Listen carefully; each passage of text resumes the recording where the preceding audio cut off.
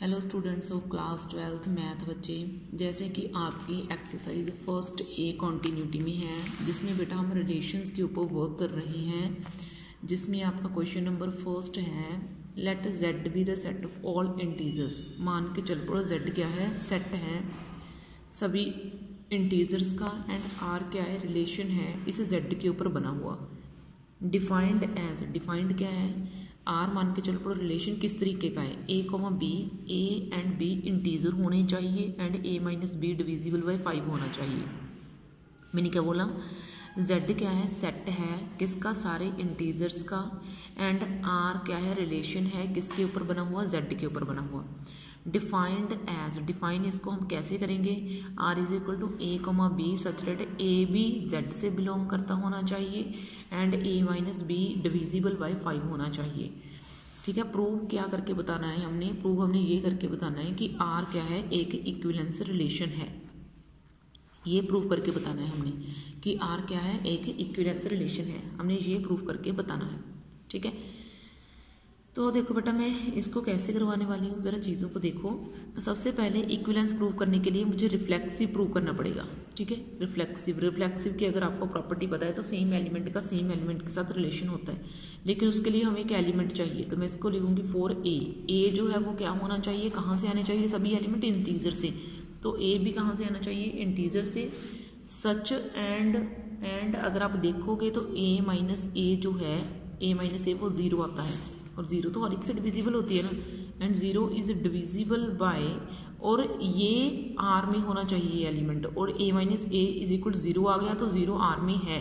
क्यों है, क्योंकि 0 इज डिविजिबल बाय 5, 0 डिविजिबल होती है किससे, 5 से। ठीक है, तो आर जो रिलेशन दिया हुआ है इज रिफ्लेक्सिव, वो रिफ्लेक्सिव रिलेशन है।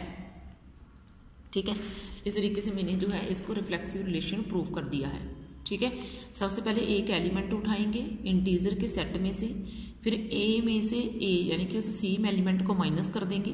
सेम एलिमेंट माइनस करने के बाद जो डिजिट आया वो हमने चेक करना है कि 5 से डिविजिबल होगा या नहीं, तो वो 0 आया है, और 0 तो 5 से डिविजिबल होता है ना। अगर ये एलिमेंट जो माइनस करने के बाद आया वो 5 से डिविजिबल हुआ तो वो रिलेशन रिफ्लेक्सिव रिलेशन आ जाएगा। ठीक है, उसके बाद है आपका नंबर सेकंड को हम क्या बोलेंगे, सिमेट्रिक रिलेशन। ठीक है, कौन सा रिलेशन बोलेंगे हम, सिमेट्रिक रिलेशन। ठीक है, कौन सा रिलेशन की बात कर रहे हैं हम, सिमेट्रिक रिलेशन की बात कर रहे हैं। लेट, अगर हम बात करें लेट ए कॉमा बी जो है, तो लेट ए एंड बी जो है वो मैं एलिमेंट ऐसे ए एंड बी नहीं, ए एंड बी दो एलिमेंट लेके चल पड़ी, किस में से, इंटीजर में से, इंटीजर में से लेने चाहिए। हाँ, इंटीजर में से जो है मैं वो दो एलिमेंट लेके चल पड़ी, और ए कॉमा बी जो पेयर है वो आर के बीच में होगा, होगा ही होगा।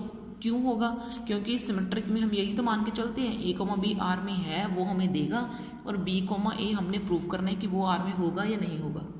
ठीक है, तो अब देखो मैं ए कॉमा बी जो है वो आर में मान के चल पड़ी हूँ कि वो आर में है, ए कॉमा बी जो है वो मैं मान के चल पड़ी हूँ कि आर में है। अगर वो आर में है it implies a minus b minus करने के ऊपर जो भी आएगा इज डिविजिबल बाय 5 होगा, क्योंकि वो आर में है, ऑलरेडी है, तो डिविजिबल बाय वो 5 है।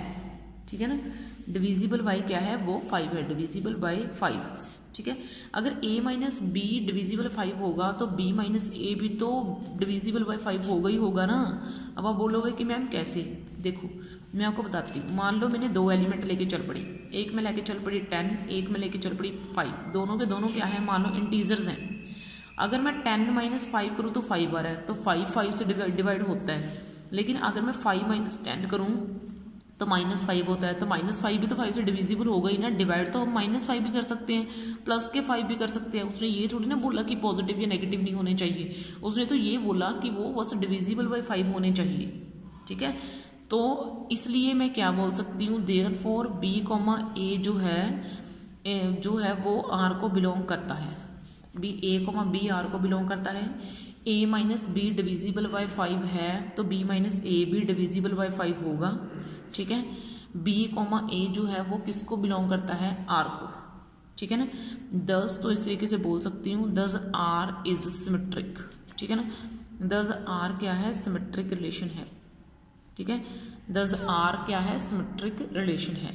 अब मैं नंबर 3 के ऊपर अगर मैं आपको बताऊं तो ट्रांजिटिव, ठीक है, किसकी बात कर रही हूँ मैं, ट्रांजिटिव रिलेशन की बात कर रही हूँ, ठीक है। अब देखो लेट क्या है, ए कॉमा बी जो है वो किसको बिलोंग करता है, आर को, ठीक है।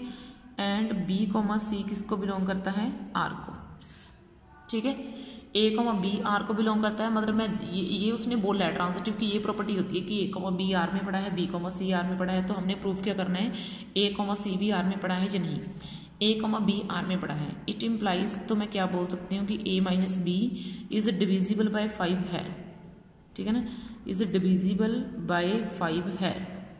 And b minus c is also divisible by 5, वो भी डिविजिबल बाय 5 है, ठीक है, डिविजिबल बाय 5 वो भी है। ए माइनस बी भी डिविजिबल बाय 5 है एंड बी माइनस सी भी डिविजिबल बाय 5 है, ठीक है। तो क्या आप खुद सोचो कि हमने ए माइनस सी बनाना है, ए माइनस सी अब अपनी मर्जी से नहीं बना सकते हम, यही इनकी प्रॉब्लम होती है, ऐसे सम्स की यही प्रॉब्लम होती है कि हमें ए माइनस सी चेक करना पड़ेगा, लेकिन ए माइनस सी हम लेके कहाँ से आए। आप पता क्या करो, मेरी बात समझो, आपने क्या करना है, इन दोनों को ऐड कर देना है, ए minus B plus B minus C, ये बनाना पड़ता है, ठीक है। इसके लिए भी चीज़ें चाहिए कि आप इस चीज़ को बना सकते हो या नहीं। तो देखो a माइनस सी जो है वो आ गया, तो वो भी इज आल्सो डिविजिबल बाय 5, तो वो भी क्या है, इज आल्सो डिविजिबल बाय 5, तो वो भी क्या है, डिविजिबल बाय 5 आ गया, ठीक है। आप खुद सोचो, मान लो मैंने 3, अगर मैं आपको एग्जांपल लेके समझाऊं तो मान लो मैंने 3 एलिमेंट ले लिए, एक 5 एक 10 एंड 15, तीनों के तीनों इंटीजर्स हैं, ठीक है। अब मैं क्या कर रही हूँ, 5,10 जो है वो आर के बीच में आएगा एंड 10, पहले इन दो का फिर इन दो का, 10,15 जो है वो भी इंटीजर को बिलोंग करेगा, यानी कि इस रिलेशन को बिलोंग करेगा। क्यों करेगा, क्योंकि 5 माइनस 10 करेंगे तो वो 5 आएगा माइनस के, एंड जब आप 10 माइनस 15 करोगे तो वो 5 आएगा, ठीक है। ये भी 5 से डिविजिबल होता है, ये भी 5 से डिविजिबल होता है। तो अब मुझे ये बताना है कि 5 माइनस 15 भी डिविजिबल बाय 5 होगा, तो इसके लिए मैं क्या कर रही हूँ, मैं इन दोनों को उठा रही हूँ, ऐड कर रही हूँ। तो 5 माइनस 10 प्लस 10 माइनस 15, और कुछ नहीं करा मैंने, तो 10 से 10 कट हो गया, तो ये 5 माइनस 15 बन गया। तो देखो कितना आ गया, -10, तो ये भी तो 5 से डिविजिबल है। अगर मैं आपको एग्जांपल लेके दिखाऊं तो मैंने ऐसे करी है कि मैंने 3 इंटीजर्स लेके चल पड़ी, जैसे हमें ट्रांजिटिव में ज़रूरत पड़ती है ना 3 की, A, B एंड C की, तो मैं 3 लेके चल पड़ी, 5 और 10 दोनों को बिलोंग करा तो R, और 10 एंड 15 को बिलोंग करा R, 5 में से 10 माइनस करा तो माइनस के 5, और 10 में से 15 माइनस करा तो माइनस के 5। ये भी 5 से डिविजिबल है, ये भी 5 से डिविजिबल है। इन दोनों को मैंने क्या करा, ऐड, 5 माइनस 10 प्लस 10 माइनस 15, 10 को 10 कैंसिल हो गया, 5 माइनस 15, ये कितना आ गया, -10, इसको डिवाइड करा 5 से, ठीक है। तो इस तरीके से ये आपका 5 से डिविजिबल आ रहा है।